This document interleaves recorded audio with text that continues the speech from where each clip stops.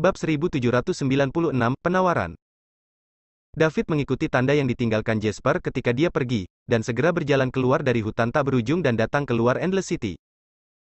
Saya tidak bertemu siapapun di sepanjang jalan. Jika itu normal, selama dekat dengan tepi hutan tak berujung, pasti akan ada banyak petualang. Namun, hari ini istimewa. Semua orang tertarik oleh Jasper dan Raja Perak Naga Banjir dan kembali ke Endless City. Raja Perak Naga Banjir adalah binatang tingkat penguasa di hutan tak berujung. Siapa yang tidak ingin melihat wajah aslinya? Ini adalah kesempatan sekali seumur hidup. David melihat 3 karakter Endless City di tembok kota dan tahu nama kotanya. Gerbang kota tidak dijaga. Tidak ada gerbang, hanya lorong besar. Masuki kota tanpa batas. Itu tidak semeriah yang dibayangkan David. Bangunan di kota sedikit retro. Bukan jenis gedung bertingkat dengan beton bertulang. David merasakan ini ketika dia berada di luar kota. Jalan-jalan bersih dan rapi. Populasinya relatif jarang, dan tidak ada pedagang asongan di pinggir jalan. Berjalan sebentar. David menemukan bahwa ada banyak orang di depannya. Tampaknya orang-orang dari kota tanpa batas telah berkumpul di suatu tempat. Seorang pria parubaya mendekat. Dia menghentikan pihak lain dan bertanya dengan sopan, "Saudaraku, bolehkah saya bertanya apa yang terjadi di depan?" "Adik laki-laki, apakah kamu baru saja kembali dari hutan tak berujung?" Pria parubaya itu bertanya. "Oh, ya, aku baru saja tiba di Endless City, dan aku masih tidak tahu apa yang terjadi. Aku juga meminta kakak untuk menjelaskannya." David tidak tahu apa itu hutan tak berujung. "Saya menebak dalam hati saya bahwa itu adalah hutan perawan yang saya tinggalkan." "Tidak heran, adik laki-laki, tidakkah kamu tahu bahwa sesuatu yang besar terjadi di Endless City? Seseorang membunuh binatang buas tingkat penguasa, Raja Perak Naga Banjir di hutan tak berujung. Sekarang mayat-mayat itu telah dibawa kembali ke Endless City, dan semua orang menginginkannya. Untuk menyaksikannya, lihatlah penampilan sebenarnya dari Raja Perak Naga Banjir. Itu adalah binatang super senilai puluhan miliar koin roh dalam daftar hadiah, dan sekarang beberapa keluarga bersaing untuk membeli Raja Perak Naga Banjir." Raja Perak Naga Banjir? Dalam pikiran David, ular kecil yang dia bunuh dengan satu pukulan ketika dia pertama kali datang ke dunia sangkar roh muncul di benaknya. Mayatnya kebetulan dibawa ke Endless City. Mungkinkah Raja Perak Naga Banjir? Apakah binatang tingkat tuan begitu lemah? Selain keraguan, David masih siap untuk pergi dan melihat-lihat. "Terima kasih kakak, aku tahu." David berterima kasih. "Sama-sama, adik kecil, jika kamu ingin melihatnya, kamu harus bergegas." Tubuh Raja Perak Naga Banjir ada di alun-alun di depan. Panjangnya puluhan meter, jadi seharusnya tidak terlalu menakutkan. "Turun, kamu akan segera dibawa pergi, dan kamu tidak akan bisa melihatnya jika kamu mau." Pria parubaya itu berbalik dan menunjuk ke depan. "Oke, terima kasih kakak." David terus berjalan ke arah lapangan Endless City. Panjangnya belasan meter. Dia sudah menduga bahwa Raja Perak Naga Banjir mungkin adalah ular kecil yang dia bunuh. Raja Perak Naga Banjir. Saya tidak menyangka seekor ular kecil memiliki nama yang begitu kuat dan mendominasi. Bukankah sangkar spiritual ini adalah dunia virtual yang diciptakan oleh peradaban tingkat 9 Lingland Domain? Mengapa semua orang begitu bodoh? Seekor ular kecil membuat keributan. David tidak tahu. Peradaban tingkat ke-9 hanya memiliki langit-langit teknologi dan kekuatan tempur yang relatif tinggi. Itu tidak berarti bahwa tidak ada orang tingkat rendah di peradaban tingkat 9, dan tidak mungkin bagi satu orang untuk menyapu peradaban tingkat rendah. Itu seperti di bumi, antara beberapa tempat kecil dan 2 kerajaan besar, kekuatannya sangat berbeda, tetapi ada juga orang yang berjuang di bagian bawah. Bima Sakti dan Starvoid Realm tidak terkecuali. Hanya saja setelah David memperoleh sistem, titik awalnya terlalu tinggi.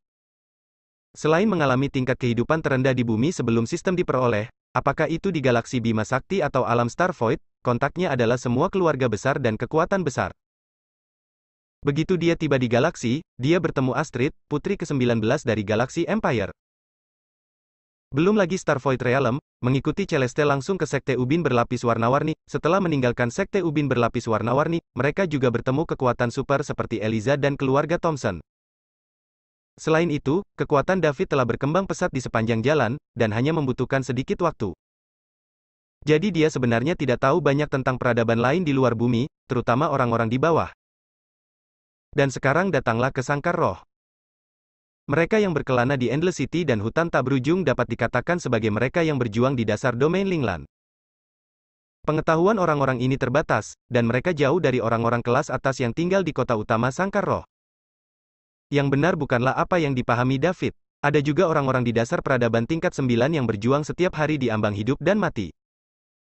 Tentu saja, yang luar biasa benar-benar luar biasa, tetapi tidak semua orang hebat. Sebagian besar dari mereka mengalami kesulitan. Lagi pula, hanya ada sedikit orang tingkat tinggi dengan kekuatan dan status tinggi. Datanglah ke lapangan Endless City. David akhirnya melihat kerumunan itu. Seluruh alun-alun penuh sesak dengan orang-orang. Yang lebih tinggi baik-baik saja, yang lebih pendek hanya bisa melihat kepala di depan mereka.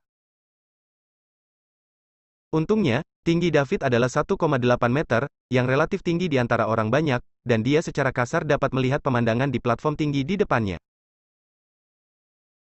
Saya melihat ular boa putih perak tergeletak di sana. Ada juga 5 atau 6 orang dengan pakaian mewah yang mengamati dari jarak dekat dan merasakan tangan mereka dari waktu ke waktu. Bukankah itu ular kecil yang dia bunuh dengan satu pukulan ketika dia pertama kali memasuki Linglan? Salah satu lelaki tua itu berbicara. Raja Perak Naga Banjir ini tidak mati untuk waktu yang lama, dan tubuhnya terpelihara dengan baik. Itu milik yang terbaik dari yang terbaik. Keluarga Liem saya bersedia membeli 12 miliar koin virtual roh. Saya ingin tahu apa yang dipikirkan Tuan Jasper. 12 miliar koin roh? Mendengar nomor ini, seruan yang tak terhitung jumlahnya segera muncul di alun-alun. Mereka yang datang ke hutan tak berujung untuk mengambil risiko pada dasarnya adalah orang-orang terbawah yang ingin mencoba peruntungan. Belum lagi 12 miliar koin virtual roh, itu 100 juta, atau bahkan 10 juta yang belum pernah mereka lihat. Dengan sejumlah besar uang, baik di dunia nyata atau di kandang spiritual, seseorang dapat menjalani kehidupan yang cukup bebas dan menjalani kehidupan sebagai manusia yang superior. Semua orang tampak iri pada pria parubaya di platform tinggi. Dia adalah orang yang membawa kembali Raja Perak Naga Banjir dari hutan tak berujung, Jasper. Tuan Liem, tentu saja saya bersedia menjualnya kepada Anda, tetapi karena ada begitu banyak orang di sini hari ini, saya, Jasper, adalah seorang pria kecil, dan saya tidak berani menyinggung siapapun, jadi orang yang harga tertinggi akan menang. Jika Tuan Liem menawarkan harga tertinggi, maka Raja Perak Naga Banjir secara alami adalah milik keluarga Liem Anda, kata Jasper sambil tersenyum. Pada saat ini, dia bersemangat tinggi. Berada di dunia petualangan selama bertahun-tahun. Pernah ke banyak tempat. Dia juga telah melalui berbagai cobaan hidup dan mati. Tidak bisa membunuhnya. Jasper tidak pernah bermimpi bahwa dia akan memiliki hari ketika ikan asin akan berbalik. Faktanya, tidak lama kemudian dia datang ke hutan tak berujung. Akibatnya, dia menemukan mayat Raja Perak Naga Banjir. Sekarang Jasper sudah memikirkan cara menghabiskan lebih dari 10 miliar koin roh ini. Adapun anggota keluarga dari anggota tim yang meninggal menurutnya, itu tidak mungkin. Semua orang dibunuh olehnya. Tujuannya untuk menelan lebih dari 10 miliar ini, bagaimana bisa dibagi? Hanya orang bodoh yang akan dibagi. Bukankah buruk bagi satu orang untuk menghabiskan lebih dari 10 miliar? Bab 1797. Jasper baru saja selesai berbicara. Seorang pria parubaya berkata, keluarga Luke saya menghasilkan 12,5 miliar. Harga Raja Perak Naga Banjir telah naik lagi, dan begitu naik, itu akan menjadi 500 juta. Bagi orang-orang di bawah ini, 500 juta adalah angka astronomi yang tidak terjangkau. Tapi untuk beberapa pasukan klan, itu hanya setetes dalam ember. Luke Hall, hanya 500 juta yuan, bukankah terlalu pelit? Ini adalah Raja Perak Naga Banjir yang lengkap. Kulit, daging, dan tulang dapat meningkatkan kekuatan jiwa. Dapat dikatakan bahwa seluruh tubuh penuh dengan harta, dan puluhan miliar hadiah didasarkan pada pertempuran. Itu tergantung pada ketidaklengkapan mayat Raja Perak Naga Banjir, tetapi sekarang setelah mayat ini begitu lengkap, keluarga Garcia saya telah membayar 13,5 miliar. Kali ini adalah tengah wanita tua dan cantik yang berbicara. Meski tidak secantik Celeste. Tapi tidak terlalu banyak, kuncinya adalah Celeste tidak berdandan. Mengenakan gaun anggun dan mewah, itu agak mirip dengan Chongsam di bumi, tetapi lebih terbuka daripada Chongsam. Pesona seluruh tubuh masih ada. Itu membuat semua petualang pria ngiler. Laura Garcia, berapa banyak yang Anda tambahkan adalah bisnis Anda, berapa banyak yang saya tambahkan adalah milik saya, jagalah dirimu sendiri. Urusan keluarga Luke saya bukan milik Anda untuk diurus. Pria parubaya Hall berkata dengan ekspresi tidak senang. Bukankah ini tidak berharga untuk saudara Jasper ini? Orang-orang bekerja keras untuk membunuh Raja Perak Naga Banjir yang terluka dari hutan tanpa akhir. Karena alasan ini, bahkan saudara-saudara yang lahir dan mati pun mati. Kamu sangat tidak autentik. Laura berbalik untuk melihat Jasper, dan berkedip padanya. Mendesis. Jasper menarik napas dalam-dalam. Badan terasa agak panas. Saya berteriak dalam hati, peri. Laura, jangan pamer kegenitanmu di sini, sudah jelas harganya turun. Hall berkata dengan gigi terkatup. Sejujurnya, ketika dia melihat Laura, dia tidak bisa menahan godaan. Sayangnya, itu adalah mawar dengan duri. Kalau tidak, bahkan dengan paksa, dia akan dipanen. Apakah aku pamer? Laura terlihat polos. Dengan penampilan yang lemah, ditambah dengan sosoknya yang menawan, jika Anda tidak tahu bahwa wanita cantik ini sangat kuat. Petualang pria di bawah sudah bergegas. Untuk apa mereka mempertaruhkan hidup mereka? Bukankah itu hanya uang dan kecantikan? Dealer saya memberi 15 miliar, kata lelaki tua lainnya. Ada keributan di tempat kejadian. 1,5 miliar lagi? Semuanya mencapai 15 miliar. Saya awalnya berpikir bahwa Raja Perak Naga Banjir bernilai 10 miliar. Ikuti sikap ini. Harga transaksi akhir takut melebihi 20 miliar. Jasper terbangun dari godaan Laura dan menahan keinginan untuk tertawa. Dia masih berpikir dalam hatinya, jika dia bisa mencium satu malam dengan wanita ini, dia akan rela menghabiskan 1 miliar, 2 miliar, atau bahkan 5 miliar. Daya pikatnya terlalu kuat. Jasper adalah yang paling tidak tahan terhadap wanita cantik. Uang yang telah diambil dari risiko tahun-tahun ini pada dasarnya dihabiskan untuk wanita. 15 miliar bukanlah akhir. Dengan penawaran terus-menerus, masih naik, dan tentu saja kenaikannya perlahan menyusut. Lagi pula, tidak ada uang yang datang dari angin. Jika suatu komoditas melebihi nilai aslinya, kekuatan besar juga akan dengan hati-hati menimbang apakah nilainya sepadan. Lelang di Stan David sangat gatal. Saya benar-benar ingin menawar untuk membeli ular kecil yang saya bunuh. Dia sekarang hampir yakin bahwa dunia sangkar roh dapat dihabiskan. 10 miliar koin roh adalah 100 dewa. Jika Anda menghabiskan 20 miliar koin roh untuk membeli ular kecil, Anda bisa mendapatkan 200 poin dewa. Dengan 200 poin dewa ini, kekuatannya sendiri dapat menembus setengah tingkat dewa palsu dan mencapai tingkat dewa palsu yang sebenarnya. Setelah 300 tahun, ketika klan Levin menyerang, dia mungkin telah mencapai puncak alam dewa. Sebanyak klan Levin datang, dia akan membunuh sebanyak yang dia bisa. Kebahagiaan datang begitu tiba-tiba, David tidak tahan. Pikirkan tentang itu. Dia masih menahan diri untuk tidak berpartisipasi. Untuk pertama kalinya di sini, lebih baik untuk tetap low profile dan mengklarifikasi pola dan aturan dunia sangkar roh. Bagaimanapun, ada 300 tahun. Jangan panik, kami tidak panik sama sekali. David mengisyaratkan dirinya sendiri di dalam hatinya. Selama dunia sangkar roh dapat menghabiskan koin virtual roh, 300 tahun sudah cukup baginya untuk melakukan banyak hal. Segera, penawaran di atas panggung melonjak menjadi 18,8 miliar koin roh. Harganya hampir 2 kali lipat. Hati Jasper sudah mekar dengan sukacita. 18,8 miliar? Jika naik, itu akan menjadi 20 miliar. Bagaimana saya harus menghabiskannya sendiri? Pertama beli beberapa rumah di kota utama, lalu temukan beberapa wanita cantik untuk melayaninya. Ubah 1 hari. Setiap hari untuk rumah baru, setiap malam untuk menjadi pengantin pria. Bukankah itu hari yang indah? Mungkin Jasper tidak pernah bermimpi bahwa dia akan memiliki hari ini. Untungnya, saya memiliki pandangan ke depan untuk membunuh orang-orang itu. Jika mereka adalah... Tidakkah Anda ingin kehilangan lebih dari 10 miliar poin? Tidak baik menggunakan 10 miliar atau lebih untuk diri sendiri untuk melakukan sesuatu, mengapa Anda harus membaginya dengan orang lain?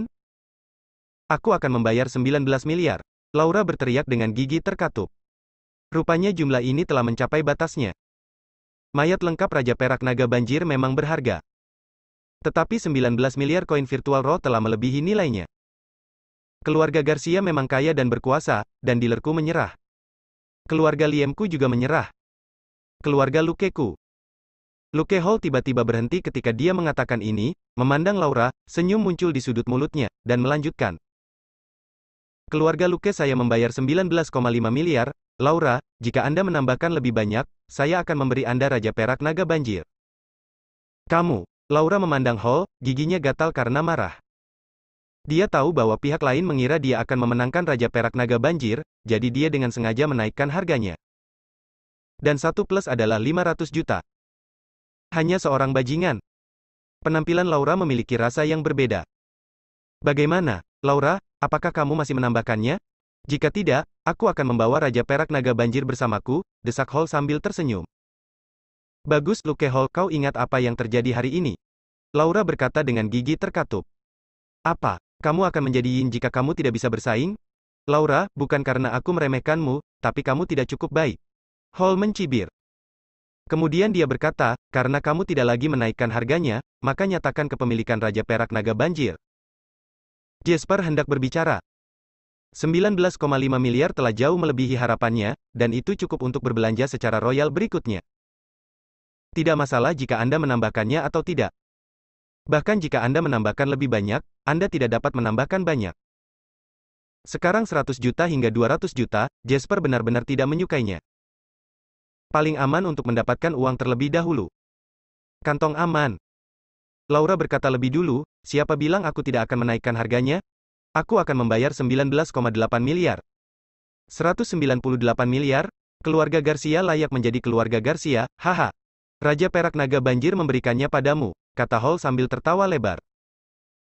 Pada akhirnya, Laura membeli mayat lengkap Raja Perak Naga Banjir dari Jasper dengan harga 19,8 miliar koin roh.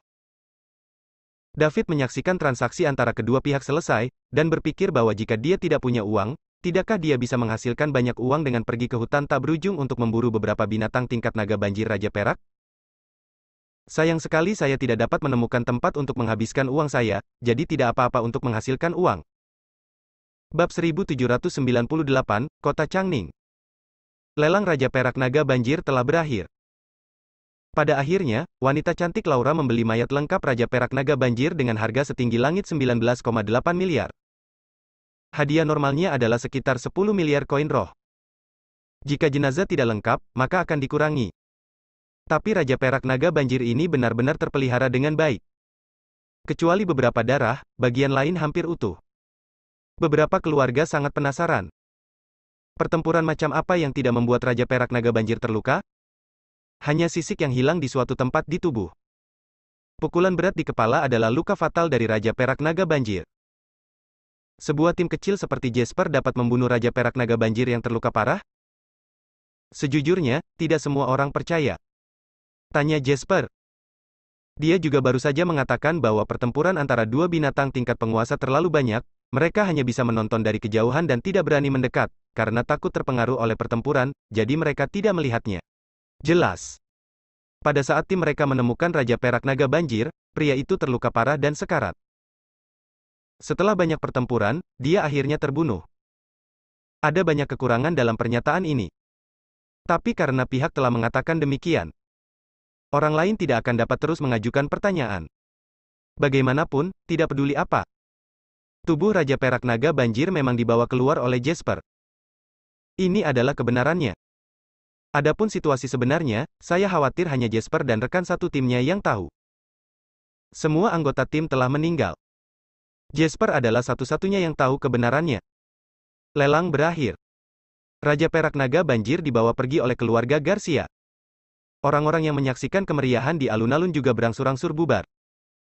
David mulai berkeliaran di sekitar Endless City, bersiap untuk terlebih dahulu mendapatkan pemahaman yang baik tentang dunia sangkar roh, dan kemudian membuat rencana selanjutnya.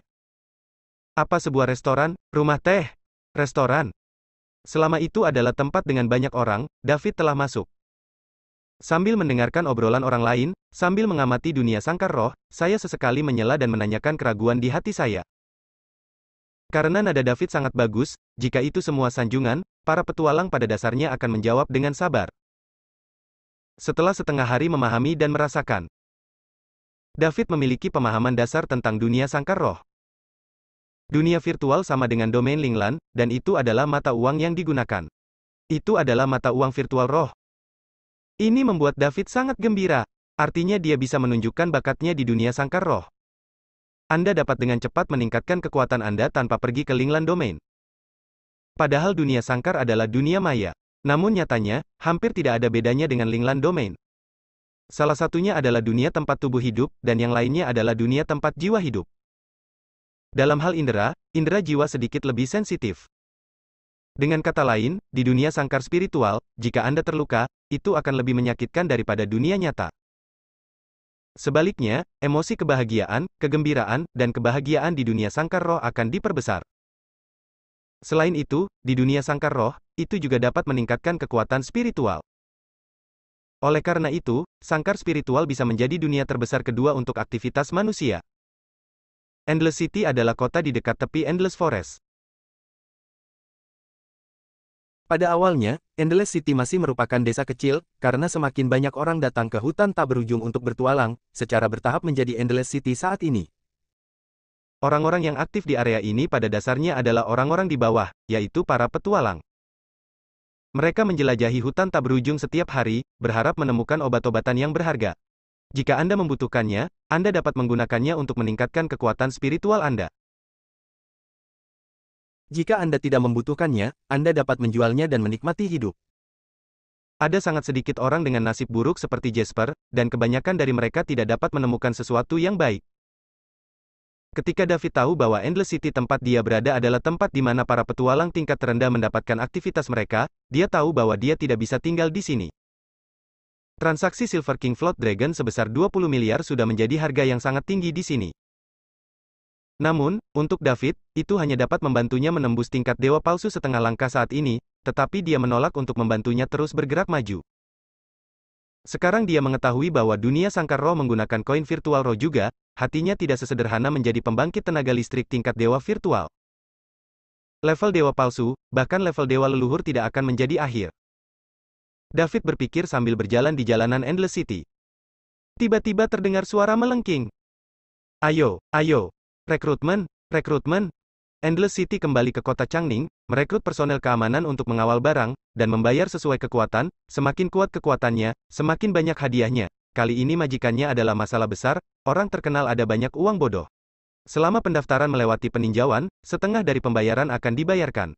Jangan lewatkan kesempatan ini, semua petualang, datang dan daftar segera, kota Changning adalah kota yang terkenal keindahan. Suara yang tiba-tiba itu membangunkan David.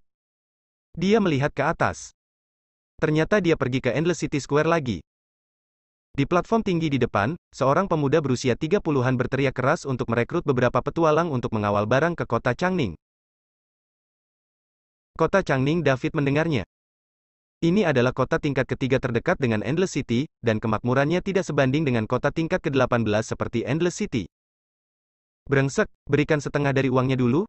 Bagaimana saya bisa kurang dari hal seperti itu? Saya akan mendaftar. Kebetulan saya akan pergi ke kota Changning untuk berbisnis, dan saya juga akan mendaftar.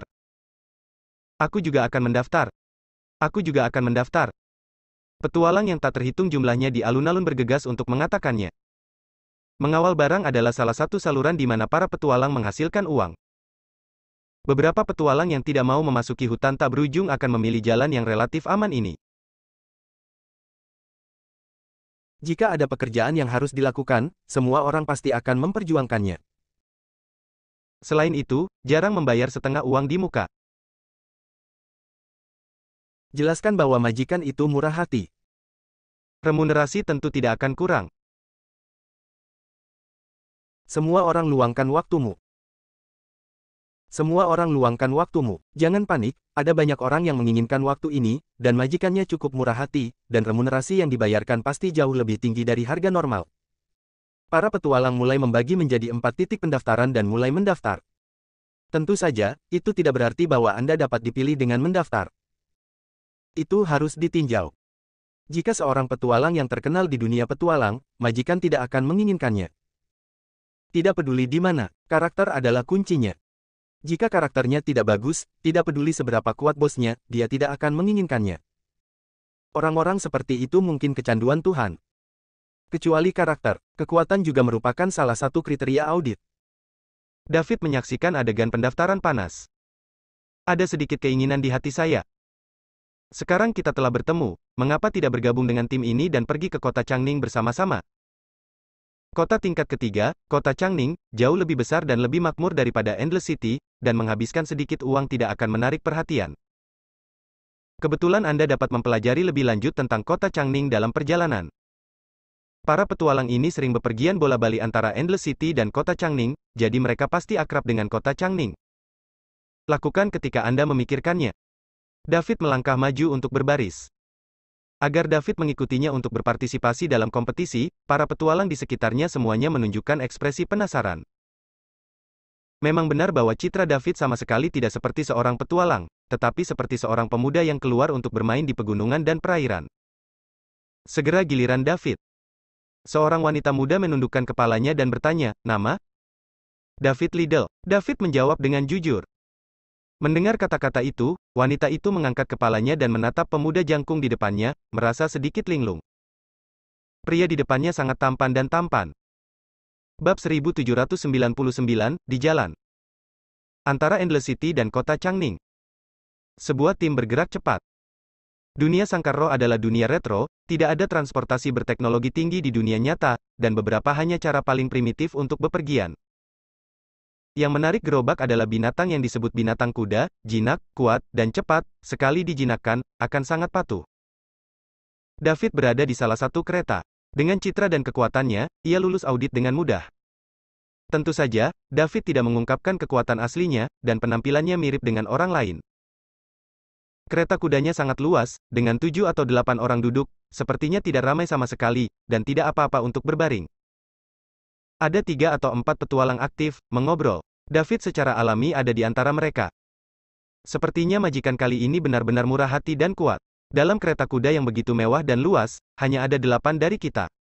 Misi pengawalan sebelumnya terlalu ramai setiap saat, dan tidak ada tempat untuk tidur. Pria parubaya berusia 40-an berseru. Siapa bilang tidak? Dan kali ini tim sangat besar, dengan puluhan kereta, ceka. Saya belum menerima tugas yang nyaman untuk waktu yang lama. Seorang pria lain berusia 30-an melangkah di belakangnya berbaring dan menjawab dengan nyaman. Saya tidak tahu apa itu pengawalan, tetapi itu membutuhkan pertempuran besar. Apapun yang dia lakukan, ambil saja jika kamu punya uang. Bagian jalan ini tidak terlalu panjang, dan akan ada beberapa kecelakaan. Semua orang harus istirahat dan istirahat yang baik. Setelah 2 tidur, kamu hampir sampai. Saudaraku, ini pertama kalinya adik laki-lakiku pergi ke kota Changning. Aku ingin tahu hal menyenangkan apa yang ada di kota Changning. David menyela pada waktu yang tepat. Adik kecil, dilihat dari penampilanmu, siapa yang seharusnya menjadi tuan muda? Bagaimana kamu bisa menjadi seorang petualang? Apa yang menyenangkan yang ingin kamu mainkan? Beritahu kakak tertua, ketika kamu tiba di kota Changning, kakak tertua akan membawamu ke mainkan. 40 pria parubaya berusia banyak tahun itu bertanya sambil tersenyum. Semua orang sangat ingin tahu tentang David, seorang petualang yang terlihat seperti anak laki-laki. Saudaraku, aku diam-diam memasuki dunia sangkar roh. Keluargaku mengatakan itu berbahaya dan tidak akan membiarkanku masuk, tapi aku ingin masuk dan melihat apa yang ada di dalamnya. David berpura-pura tidak tahu. Citranya benar-benar menipu. Di usia 20-an, dia terlihat tampan dan cerah.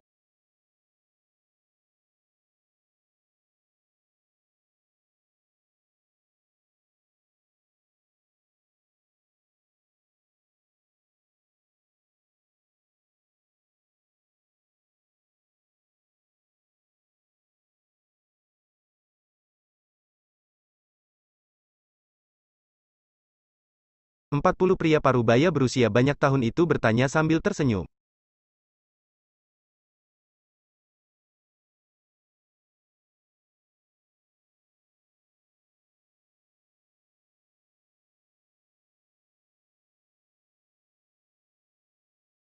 Tidak heran, ternyata menyelinap masuk.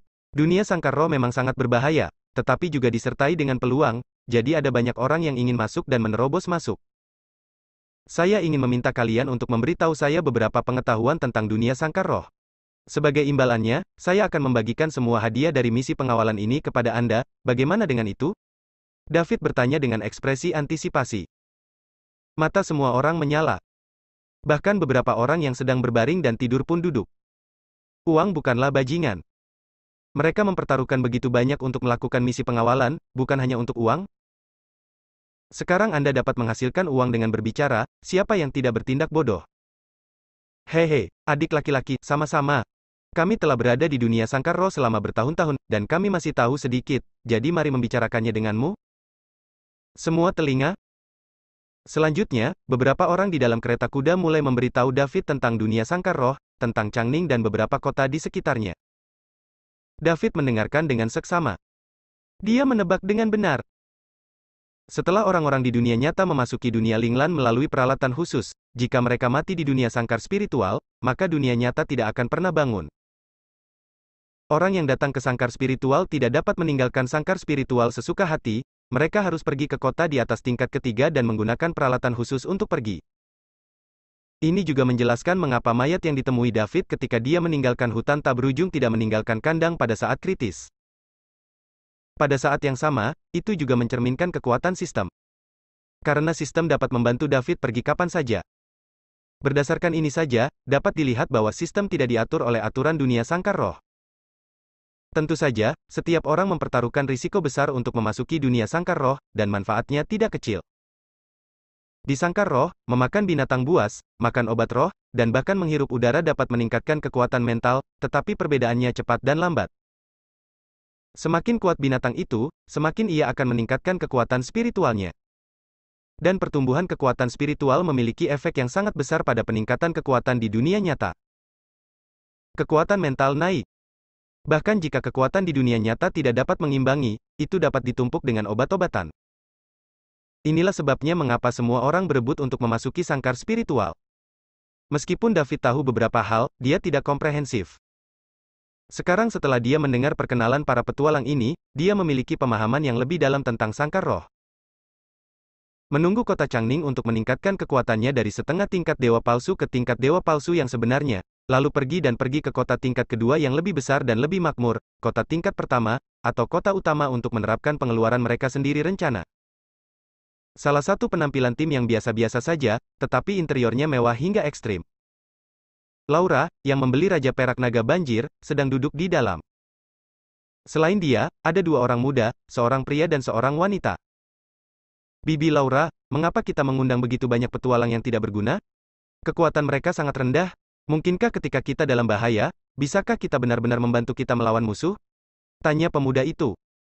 Laura tidak menjawab, dia hanya melihat wanita muda itu dan berkata, "Faye, jawab pertanyaan Jenkins." Wanita muda Faye Garcia berkata, "Ya, Bibi Laura, saya pikir tujuan Anda melakukan ini adalah untuk menarik perhatian. Jika tebakan saya benar, Raja Perak Naga Banjir seharusnya dikawal oleh dua tetua. Setelah pergi, peran kami tim adalah untuk menarik perhatian." Laura mengangguk dan berkata sambil tersenyum, "Jenkins dengar, ini adalah jawaban yang Anda inginkan, jika Anda tidak bisa hanya melihat permukaannya, kali ini Anda dapat membeli mayat lengkap dari Raja Perak Naga Banjir. Ini sangat berguna, dan tidak boleh hilang, kalau tidak, bagaimana saya bisa membelinya dengan harga sebesar itu?"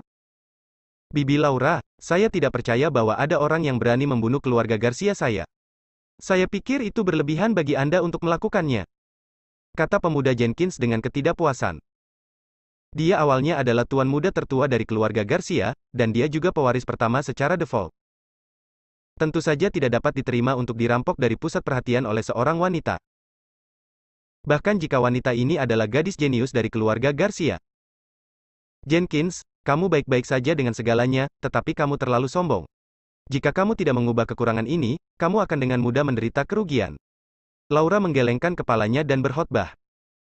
Awalnya, siapa yang tidak tahu status keluarga Garcia saya di kota Changning? Apakah mereka berani menyerang kita? Apakah orang lain berani atau tidak? Kita harus sepenuhnya siap. Beberapa hal tidak sesederhana yang Anda pikirkan. Kali ini saya merasa bahwa keluarga Luke datang siap, jadi saya memutuskan untuk berubah pikiran sementara. Keluarga Luke, mereka berani menyerang kita? Mustahil. Jenkins masih sedikit tidak percaya. Kamu, sayangnya. Laura menghela nafas tanpa daya. Bab 1800, terlalu berat. Di jalan dari Endless City ke kota Changning, ada jalan yang relatif kasar. Jalan ini dibangun dari setengah jalan ke atas gunung, dengan tebing curam naik turun. Ketika tim keluarga Garcia sudah setengah jalan, jalan di depan tiba-tiba terhalang. Sebuah batu seberat ratusan ton berdiri di tengah jalan. Itu tampak seperti jatuh dari atas. Kereta pertama berhenti di depan batu besar, dan puluhan kereta di belakangnya juga berhenti. Laura menutup matanya dan membuka matanya di mobil kuda mewah. Mengapa berhenti? Faye, Jenkins, pergi dan lihat apa yang terjadi. Ya, Bibi Laura. Setelah keduanya menjawab, mereka turun dari kereta kuda dan berjalan cepat ke depan. Tidak butuh waktu lama untuk kembali ke kereta kuda. Bibi Laura, sebuah batu jatuh dari depan, menghalangi jalan kita, kata Faye. Sebuah batu menghalangi jalan? Laura mengerutkan kening, merasakan sesuatu yang aneh. Untungnya, Raja Perak Naga Banjir telah dikawal oleh dua tetua dan pergi ke arah lain. Pergi, ayo pergi dan lihat. Setelah Laura selesai berbicara, dia turun dari kuda dan membawa Faye dan Jenkins ke depan tim.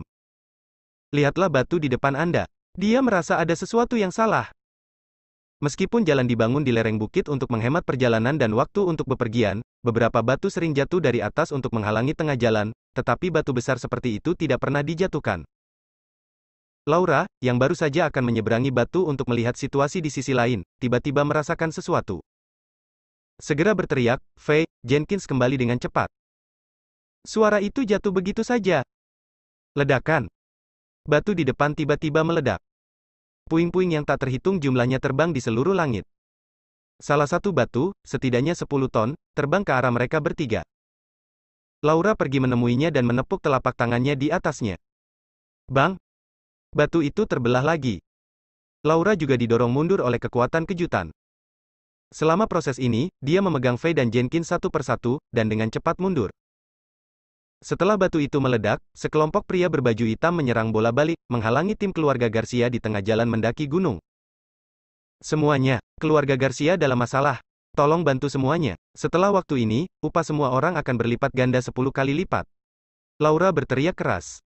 Serangan menyelinap datang terlalu tiba-tiba. Bahkan jika dia waspada, dia sedikit bingung. Musuh pasti sudah siap. Faktanya, Laura tidak perlu berbicara. Ketika mereka mendengar ledakan batu, semua petualang melompat keluar dari kereta kuda dan bersiap untuk bertarung. Menerima uang untuk menyelamatkan orang dari bencana. Petualang sebagai pendamping profesional. Aturan dasarnya masih ada. Selain itu, mereka tidak dapat melakukannya tanpa pertempuran, dan musuh tidak akan membiarkan mereka pergi. David mencerna pengantar tentang sangkar roh dari beberapa kakak laki-laki. Suara keras mengagetkannya. Segera setelah itu, ketujuh petualang di kereta melompat. David tidak terburu-buru, dia bangkit dan merapikan pakaiannya sebelum berjalan keluar dari gerbong kuda. Jujur di matanya, para petualang ini tidak berbeda dengan orang biasa. Bahkan orang-orang berpakaian mewah yang kulihat di alun-alun itu lebih kuat dari para petualang ini, tapi mereka tidak jauh lebih kuat. David tidak tahu bagaimana kekuatan dibagi dalam kandang spiritual ini. Dia hanya tahu bahwa di sini, kekuatannya tergantung pada kekuatan-kekuatan spiritual. Dengan kata lain, semakin kuat kekuatan spiritual di dunia nyata, semakin kuat kekuatan di kandang spiritual. Dalam hal kekuatan mental, David percaya bahwa dia tidak kalah dari siapapun. Bahkan di hari-hari awal level dominator alam abadi, kekuatan spiritualnya dapat membantunya bertahan hidup di tangan Nek di Saint Realm. Pada tahap akhir dari tingkat tertinggi, Celeste, di depan kekuatan spiritual David, seperti parit bau dan laut, tidak pada tingkat yang sama-sama sekali. Kekuatan spiritual di alam abadi bahkan lebih kuat daripada alam suci. Dapat dilihat seberapa kuat kekuatan mental David. Datanglah ke dunia sangkar roh. Di mata orang-orang ini, ular kecil yang dipukuli sampai mati oleh pukulan acaknya adalah binatang tingkat tuan yang sangat menakutkan. David tidak bodoh. Sebaliknya, semakin aktif berpikirnya, semakin tinggi IQ-nya. Meskipun saya baru saja datang ke dunia sangkar roh belum lama ini. Tapi dari aspek halus ini, David bisa melihatnya. Kekuatan tempur dunia sangkar roh jauh lebih rendah daripada dunia nyata. Dia merasa bahwa kekuatannya, di dunia sangkar roh ini, meskipun bukan yang terkuat, tidak jauh tertinggal. Oleh karena itu, ketika menghadapi apa yang disebut bahaya dunia sangkar roh, David tidak akan peduli sama sekali. Anda tidak akan merasa bingung dan gugup seperti petualang lainnya. Mereka yang dapat menimbulkan ancaman bagi diri sendiri diperkirakan menjadi tokoh teratas di dunia sangkar roh, yang tinggal di kota-kota besar. Turun dari kuda, dua gelombang pria berpakaian hitam muncul di depan dan belakang, sudah bertarung dengan penjaga dan petualang majikan. Di depan tim adalah para penjaga, dan di belakang adalah para petualang. Orang-orang berpakaian hitam jelas terlatih dengan baik, dan penjaga majikan hampir tidak bisa bertahan, sementara para petualang dipukuli dan mundur. David juga tidak membantu. Apakah itu dunia nyata atau dunia sangkar spiritual, ada aturannya sendiri. Hal semacam ini terjadi berkali-kali setiap hari, bagaimana dia bisa mengaturnya? Selain itu, David belum menguasai kekuatannya sendiri. Jika dia membuat gerakan gegabah, itu pasti akan menyebabkan gerakan besar, dan itu pasti akan menjadi fokus mata semua orang. Dia baru saja datang ke dunia sangkar roh, dan dia tidak ingin memimpin, lebih baik tetap rendah hati. Baru siap melanjutkan kembali ke mobil kuda. Pada saat ini, setelah seorang pria berpakaian hitam berurusan dengan lawannya, dia melihat David yang bingung di samping kereta kuda. Dengan seringai, dia bergegas dengan pisau dan menebasnya. David membuat sedikit gerakan, menghindari pisau, mengangkat tangan kanannya, menekuk jari tengahnya dan terjalin dengan ibu jarinya, dan jari yang patah jatuh di dahi pria berbaju hitam. Bang! Sebelum pria berbaju hitam itu bisa bereaksi, dia merasa pusing untuk beberapa saat, dan kemudian seluruh orang itu naik ke udara, berputar, dan akhirnya menabrak dinding gunung dan bersendawa. David menatap orang mati berbaju hitam di depannya tanpa berkata-kata. Dia sudah menggunakan kekuatan yang sangat ringan, tetapi dia tidak berharap itu menjadi berat. Lain kali akan lebih ringan. Lihat sekeliling. Untungnya, semua orang bertarung, dan tidak ada yang peduli dengan sisi ini. Jika tidak, jika Anda melihatnya membunuh seseorang dengan menjentikkan jari, Anda tidak akan tahu seperti apa ekspresinya nanti. Pertarungan itu hampir sepihak. Menghadapi pria berbaju hitam yang datang dengan persiapan. Para penjaga di depan tidak bisa menahannya lagi. Para petualang sekarat di belakang. David merasa bahwa ini masih belum cukup. Setelah pria berbaju hitam itu berurusan dengan para penjaga dan petualang, itu bukan gilirannya. Jadi saya membungkuk dan mengambil sepotong kerikil, meletakkannya di telapak tangan saya dan meremasnya dengan ringan, memecahkannya menjadi banyak batu kecil yang tidak seukuran sebutir beras. Melihat pria berbaju hitam mana yang lebih unggul, kerikil kecil diam-diam terbang keluar dari tangan David. Orang-orang yang akan dibunuh tidak bisa dijelaskan. Mengapa lawan tiba-tiba mati? Karena kerikilnya terlalu kecil, sulit untuk melihat bekas luka di luar, dan semua orang mengira musuh tiba-tiba jatuh sakit. Saat batu-batu kecil di tangannya terus terbang keluar, situasi pertempuran perlahan berbalik. Bersambung.